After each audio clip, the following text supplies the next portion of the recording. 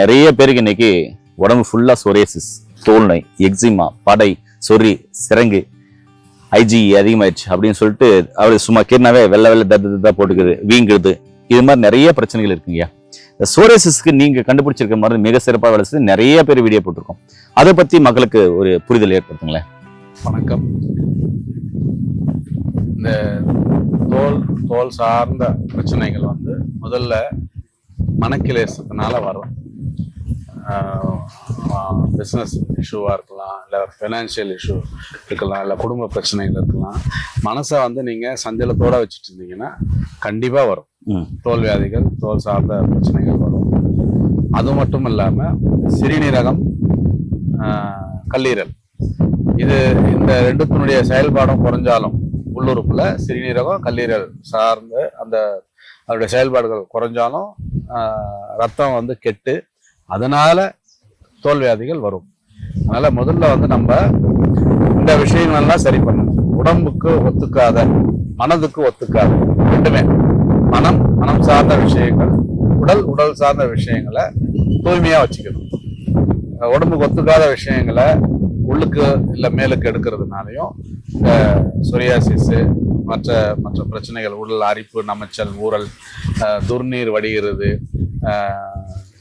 சிவப்பா skin தோல் பார்த்தீங்கன்னா திடீர்னு சிவப்பா தட்டையா வரும்.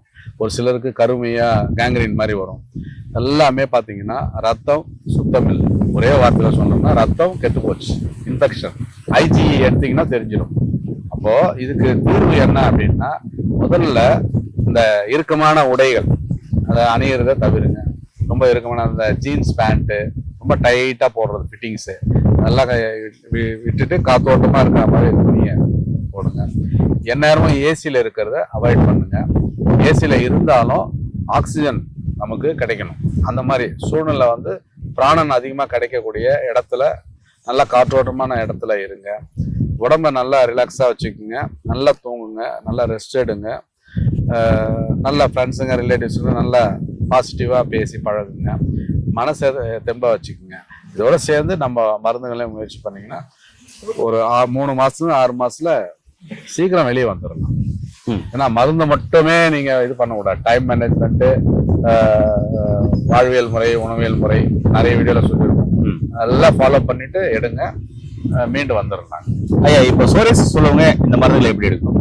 இது குடிநீர், அதாவது கஷாயம், 300 ml தண்ணி, 10 கிராம் 2 டீஸ்பூன் அளவு பொடியை போட்டு 100 ml சுண்டை காய்ச்சி வடிகட்டி, அதில் கிடைச்ச 100 ml வடிகட்டினது கிடைச்ச 100 ml 50 ml காலையில வெறும் வயிற்றுல, மீதி 50 ml மாலை ஒரு 5 மணி வாக்குல எடுத்துக்குங்க. இது பார்த்தீங்கன்னா உணவுக்கு முன்னாடி, இருவேளை காலை இரவு உணவுக்கு முன்னாடி 1 கிராம் அளவு தேன்ல குழைச்சி சாப்பிடலாம்.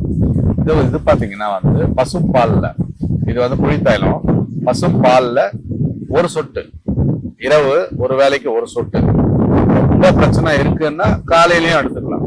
ஆனா ஒரு வேளை எடுத்தாலே போதும். இல்ல எனக்கு ரொம்ப 10 வருஷம் 15 வருஷமா இருக்கு பிரச்சனைனா காலையில 1 சொட்டு, நைட்டுக்கு 1 சொட்டு எடுத்தா போதும். ஏன் நண்பர்களே, உங்களுக்கும் சோரியாசிஸ் இருக்கா, இல்ல சோரியாசிஸ் சார்ந்த ஃப்ரெண்டுங்க யாராவது இருக்காங்களா, அவங்களுக்கு இந்த வீடியோவை ஷேர் பண்ணிவிடுங்க. நிச்சயமா அவங்களை உதவும். இந்த சோரியாசிஸ் மருந்து எடுத்து நிறைய பேர் குணமா இருக்காங்க. அப்படிப்பட்ட அற்புதமான மருந்தா இது. கண்டிப்பா இந்த வீடியோ எல்லாருக்கும் ஷேர் பண்ணுங்க. மீண்டும் நிறைய பேர் சந்திக்கலாம். நன்றி, வணக்கம். வணக்கம்.